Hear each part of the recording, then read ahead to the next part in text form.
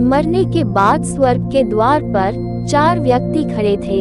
इन 4 व्यक्तियों में पहला राजा था, दूसरा एक बिजनेसमैन था, तीसरा पंडित था और चौथा एक आम आदमी मजदूर था। किसी को भी यह पता नहीं था कि कौन स्वर्ग के अंदर प्रवेश कर पाएगा और कौन वहीं से वापस लौटा दिया जाएगा। सब स्वर्ग का दरवाजा खुलने की राह देख रहे थे और आपस में बातें कर रहे थे। जैसे कि राजा को मरने से पहले से ही आदत थी, उसने अपनी बात सबसे पहले बताई। राजा ने कहा, मैं बहुत दानी राजा हूँ, मैंने धरती पर अपना बहुत नाम कमाया है, इसलिए पूरी संभावना है कि मैं ही स्वर्ग में जाऊंगा। फिर व्यापारी ने अपनी बात सामने रखी। वह बोला, मैंने धरती पर खूब धन कमाया और उस धन से मैंने सैकड़ों लोगों की मदद की, इसलिए मैं ही स्वर्ग का हकदार हूँ। अब बारी थी पंडित की, तो पंडित ने मुंह खोला और सबको यह कहा, चाहे तुम जो सोच लो, लेकिन यह बात तो तय है कि स्वर्ग के दरवाजे खुलेंगे तो मेरे लिए ही।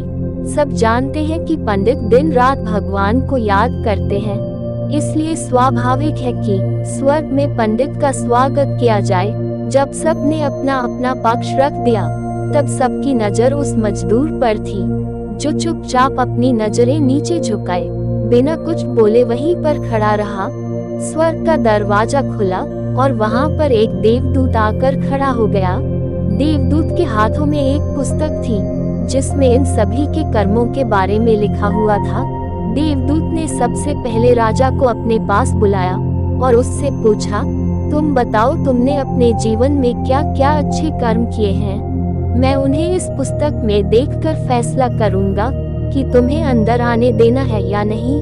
राजा ने कहा, मेरा राज्य जितना बड़ा था उतना ही समृद्ध था और मेरी राज्य के सभी लोग खुशहाल थे, सभी बड़े आनंद से रहते थे। मैंने उन्हें कभी भी किसी भी चीज की कमी नहीं होने दी। यही मेरे अच्छे कर्म हैं। देवदूत ने अपने पुस्तक में देखा और देखने के बाद राजा से कहा, तुम सच बोलते हो, तुमने अपने राज्य की प्रजा को बहुत सुखी रखा था, लेकिन तुमने अपने राज्य की सीमा बढ़ाने के लिए जितने युद्ध किए थे, उन युद्ध की वजह से हजारों सैनिकों ने अपनी जान गंवा दी थी। उन हजारों सैनिकों के परिवार के दुख का कारण तुम बने थे, इसलिए तुम स्वर्ग में नहीं आ सकते। अब बारी थी व्यापारी की। व्यापारी से जब देवदूत ने पूछा कि तुम्हारे अच्छे कर्म क्या है, तब व्यापारी ने उससे कहा, मैंने सैकड़ों लोगों को खाना खिलाया है, कई आश्रमों में दान किया है, कई गरीब लोगों के लिए घर बना कर दिया है, यह मेरे अच्छे कर्म हैं।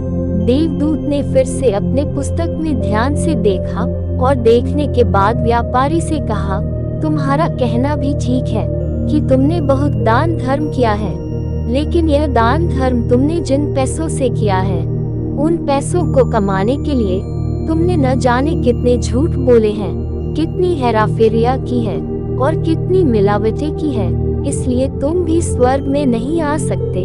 जब पंडित से यही सवाल किया गया, तो पंडित ने बड़े ही आत्मविश्वास के साथ कहा, मैंने अनगिनत लोगों को ज्ञान दिया है, हजारों यज्ञ और पूजा की है और दिन रात भगवान का जाप किया है, इससे अच्छे कर्म और क्या ही हो सकते हैं। देवदूत ने अपनी पुस्तक के अंदर झांक कर देखा और पंडित से कहा, आपने जितने भी लोगों को जो भी ज्ञान दिया है, उन बातों पर खुद कभी अमल नहीं किया। आपने यज्ञ पूजा या भगवान का नाम मन भाव से कभी नहीं लिया, इसलिए आपका भी स्वर्ग में आना प्रतिबंधित है। मजदूर यह सब देखकर हैरान था। वह अब तक जिन्हें महान समझता आ रहा था, उनकी व्याख्या स्वर्ग के दरवाजे पर आकर बदल गई थी। धरती पर जिन कामों को अच्छा समझा जाता है, उनका यहाँ पर कोई मूल्य नहीं था। यमदूत ने जब इस मजदूर को अपने पास बुलाया और इससे पहले कि वो उससे उसके अच्छे कर्मों के बारे में पूछता, मजदूर बोल पड़ा, प्रभु मैं जानता हूँ कि मैं भी स्वर्ग में आने के लायक नहीं हूँ, लेकिन मैं फिर भी एक बार बाहर से ही स्वर्ग को झांक कर देखना चाहता हूँ। बस इससे ज्यादा मेरी कोई इच्छा ही नहीं, क्योंकि ऐसी इच्छा पालने के लिए मैंने जीवन में कुछ भी नहीं किया है।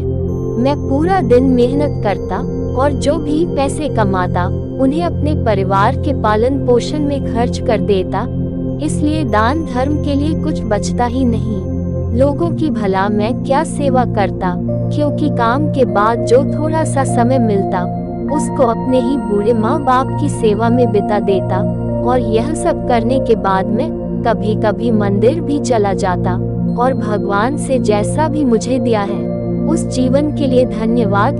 देवदूत ने अपनी पुस्तक में बड़े ध्यान से देखा और थोड़ी देर देखते ही रहा।